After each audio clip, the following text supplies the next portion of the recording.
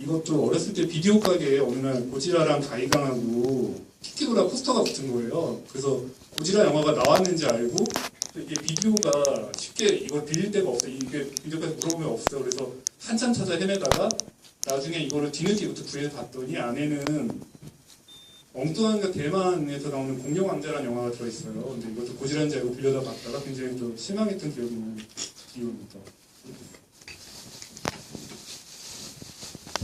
들어보니까 정말 좋아하는 것을 위해서 고통과 고난과 역경을 견딘 저희는 같은 영혼인 것 같아요. 저희한테 이제 이 어떻게 보면 죽일 놈의 사랑을 만들어버린 고지라 1954년작에 대해서 좀 선생님들께 여쭤보고 싶은데요. 이 작품 어떤 과정을 거쳐서 이제 만들어지게 되었는지, 그때 이제 시대적 상황과 더불어서 혹시 이제 말씀해 주실 것들이 있으시면 좀 부탁을 드리겠습니다. 고지라, 방금 보신 작품이죠. 고지라 같은 경우는 크게 세 가지 흐름이 합쳐져서 만들어진 작품입니다. 하나는 그 당시 50년대 초반 중반에 유행하고 있던, 헐리우드에서 유행하고 있던 핵이나 방사능의 경각심을 다룬 SF 영화들. 또 하나는 당시 제작사 토호의 그해 겨울 시즌을 위해서 대작을 하나 만들었는데 그 기획안이 비어 있었어요. 그래서 그것을 빨리 채워야 했던 그런 토호 내부의 상황이 있었고, 또 하나는 히로시마와 나가사키라는 그 핵 경험, 일본의 핵 경험과 또 그해 봄에 벌어졌던 제5 푸르마르 사건입니다. 이 세 가지 흐름이 하나가 돼서 만들어진 작품이 고지라라고 할 수 있는데, 그리고 이제 첫 번째 관련해서 얘기해 보자면은 당시 이제 그 냉전 시기였었기 때문에 미국과 소련이 보유하고 있었던 핵무기라든가, 왜냐면 이제 전에 2차 대전을 경험했었고 그 절정의 시기에서 일본에 또 핵폭탄이 투하가 됐고 그 공포를 알기 때문에 당시에 이제 그 사회에서는 핵에 대한 그 경각심이 도일로제 수준으로 퍼져 있었습니다. 근데 이제 그러한 어떤 사회 분위기를 타고 이제 유행을 타고 영화가 만들어진 것이 있는데, 그중 가장 대표적인 작품이 두 가지가 50년에 나왔던 심해의 소원 괴물이라는 작품이 있고 54년에 나왔던 그들이라는 작품이 있습니다. 이 두 작품은 거대 괴수 영화 하나의 그 효시로서 회자가 되는 작품인데요. 심해의 소원 괴물 같은 경우는 우리나라에 정식으로 DVD가 출시가 되어 있습니다. 레이 해리 하우젠이 그 시각 효과를 맡았는데요. 극지방에서 잠자고 있던 레도사우루스라는 고대 공룡이 핵실험에 의해서 깨어나서 난동을 부린다는 얘기입니다. 고지라와 굉장히 비슷한 설정이죠. 그리고 그것들, 그러니까 원제는 댐인데요. 그것들 내지는 그들이라고 할 수 있겠는데, 이거 같은 경우는 방사능 때문에 개미가 거대화돼서 난동을 부린다는 얘기입니다. 이 두 가지가 당시 굉장한 반향을 일으켰고, 이것이 이제 일본에도 소개가 되고, 그러면서 이제 그 고지라의 기획안에 반영이 되면서 그 얼개를 만들어가게 됐죠. 또 한 가지 이제 아까 하나 이제 빼먹은 게 있다면 킹콩이죠. 킹콩이야말로 이제 그 거대 배수 영화의 최초의 거대 배수 영화라고 할 수 있는데, 이 작품이 50년대에 재개봉이 되면서 이제 미국과 일본에서 굉장히 화제를 모았었습니다. 그리고 고지라의 그 특수 촬영을 맡았던 치부라 에지 같은 사람도 킹콩에 굉장히 매료가 돼서 이 작품을 구해다가 그러니까 신별로 연구를 할 정도로 굉장히 매료가 됐었는데, 그런 상황들이 이제 그 고지라 제작 과정에 취합이 되어 있습니다. 또 하나는 당시 토호의 상황인데요. 54년에 원래 토호는 겨울 시즌을 대비해서 인도네시아 합작 영화를 추진하고 있었습니다. 그 제목은 영공의 그림자에서라는 작품입니다.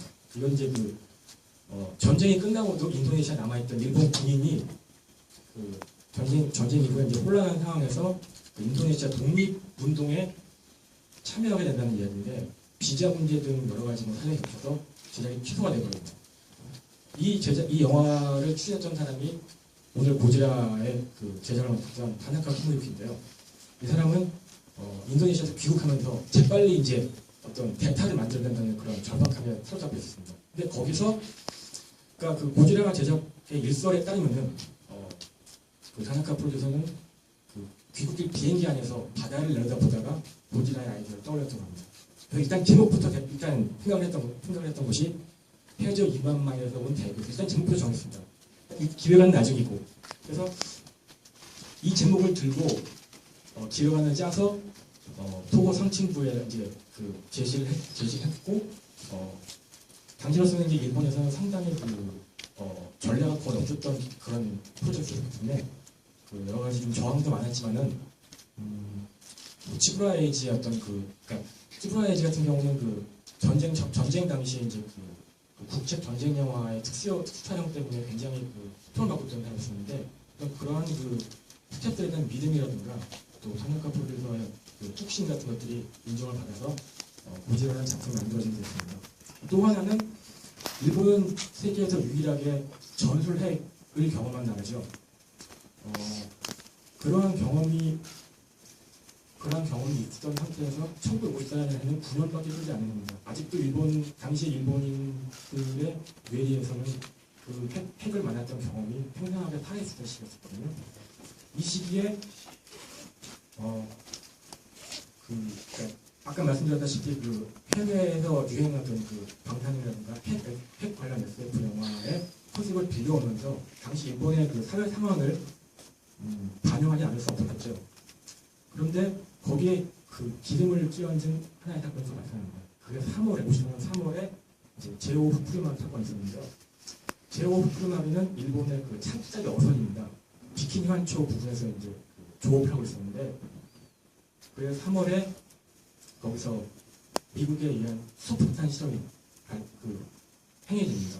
그런데 그 원래는 그 후쿠시마호는 그 폭발 범위 바깥에서 조업하고 있었는데 이 수소폭탄의 위력이 너무나 강했기 때문에 그 범위를 넘어서 그 낙진이라고 해요. 방사능 낙진이 그 제오 후쿠시마를 덮어서 거기서 조업하던 승무원들이 그 죽음에 이제 피폭당합니다. 이제 당장 조업을 중단하고 그 일본으로 들어왔는데 결국 몇 달 뒤에 승무원 한 명은 방사능의 피폭수증으로 사망을 하는 거죠. 그래서 당시에 일본에서는 반핵 반방사능 운동이 전국적으로 벌어집니다. 그리고 아까 고지라의 대사에서 나왔지만 방사능 참치라는 대사가 있었죠. 그것처럼 방사능이 오염된 해산물에 대한 경각심과 거부 그런 어떤 그 분위기가 일본 사회를 한번 이렇게 휘둘러 지나갑니다. 그런 상황. 근데 지금 생각해보면 그게 60년 전인데 지금부터 60년 전인데 어떻게 보면 지금이나 그때나 상황이 그렇게 달라지지 않은 것 같죠. 왜냐하면은 불과 몇 년 전에 후쿠시마라는 재해가 있었고 방사능 재해가 있었고 그 이후 우리가 해산물에 대해서 생선에 대해서 유난히 조심하게 됐죠. 그리고 여행 같은 경우도 그렇고 여러 가지 그 생활에 걸리는 것들이 많습니다. 당시 그러니까 그러니까 이 핵이란 것은 그것이 영향을 끼친 그곳만 해당하는 것이 아니라 전 세계로 퍼져서 인류의 어떤 생존을 위협할 수 있다는 어떤 그런 경각심이 있는 것인데 당시에는 그것들이 정말 피부에 닿을 정도로 생생했었고 그러면 그 사회 상황과 또 그 영화계에 유행하고 있던 그 SF와 방탄, 핵이라는 어떤 그런 장르 코드들이 맞춰져서 그렇게 해서 탄생하게 된 것이 방금 보신 고지라라는 영화입니다. 일단은 간단하게 얘기를 하면은 특수 촬영의 일본식 준말이에요. 간단하게 얘기하면 그렇고요. 그다음에 지금 치부라 에이지 일본 같은 경우는 이제 일본에서는 이런 특수 촬영, 이를 특촬의 신이라고 불리세요. 그렇게 불리는 정도인데 국내에서는 이런 개수 영화가 많이 안 알려져 있으니까 잘 모르시는 분들이 좀 있는 편이고, 그다음에 지금 이번 고지라 같은 이 영화를 만들면서 치부라 에이지가 특수효과 담당을 했거든요. 그래서 냉정히 말을 하면은 처음에 송원님이 말씀하셨듯이 치매에서 온 괴물 리도사우루스 같은 영화를 스톱모션으로 해요. 그게 일본이 그때까지는 아직 기술이 안 됐어요. 그리고 저도 자료를 찾아봤더니 일본이 그거를 연습하려면 2년 정도가 걸린다고 그러더라고요. 그래서 그거를 영화를 일본이 빨리 만들어야 되는데 그 시즌 준비하면서 급하게 만들어야 돼서 그 위기를 이제 치부라 에이지가 슈트 촬영으로 대치를 한 거예요. 그래서 고지라를 슈트로 만들고 실물크기 미니어처를 만들고 그러면 이제 그렇게 해서 노하우가 많이 있어서 일단 영화 개봉을 하고 지금 보셨더니 영화 굉장히 지금 봐도 무섭게 잘 나왔어요. 그리고 그러니까 지금 봐도 그랬을 정도인데 당시 일본 관객들은 이제 어마어마하게 충격을 받았을 거고요.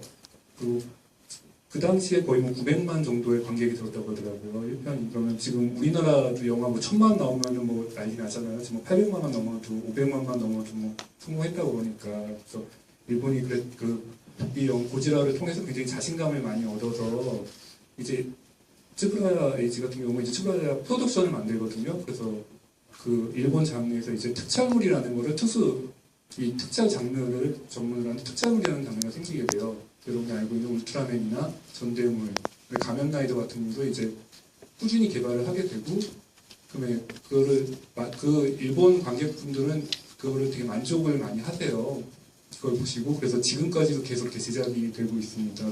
그리고 제 개인적인 생각으로는 일본이 고지라를 되게 잘 만들었던 이유 중에 하나가 어떻게 보면 스톱모션이 안 되는 그 위기를 굉장히 기회로 잘 삼은 것 같아요. 그렇고 어떻게 보면 또 생각나는 게 스티븐 스필버그의 조스 영화를 많이 아시잖아요. 근데 조스에서도 처음에 애니메이트로서 그 조스 상어를 만든 거를 이렇게 능동적으로 움직이지 못하고 망가졌대요.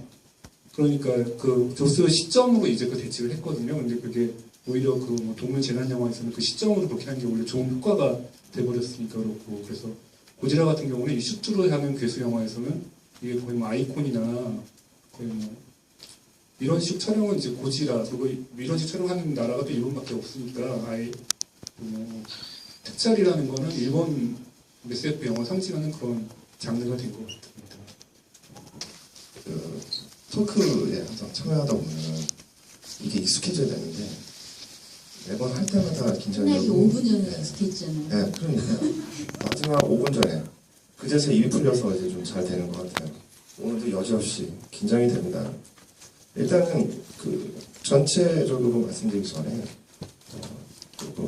일본 연호이긴 한데 쇼와 시리즈하고 헤이세이 시리즈, 그다음에 밀레니엄 시리즈로 고지라가 크게 나눠지죠. 그다음에 이제 쇼와 시리즈는 총 15편, 1954년부터 75년도 작품 15편이고요. 그리고 그다음에 헤이세이 시리즈는 7편인데 좀 건너뛰죠. 시간이 1984년부터 1995년도까지를 헤이세이 시리즈라고 하고요. 네, 밀레니엄 시리즈는 저희가 어느 정도 아시는 분 너무 다 아실 거예요, 여러분들. 그 98년 갓질라라고 하죠. 우리나라에서는 이제 고지라라고 안 하고 갓질라라고 하는데 그 이후로 이제 일본에서 이제 반격에 나섰죠. 1999년에 이제 아까 이 앞에 보여주셨던 홍균님이 보여주셨던 고지라 2000 밀레니엄부터 이제 시작을 합니다.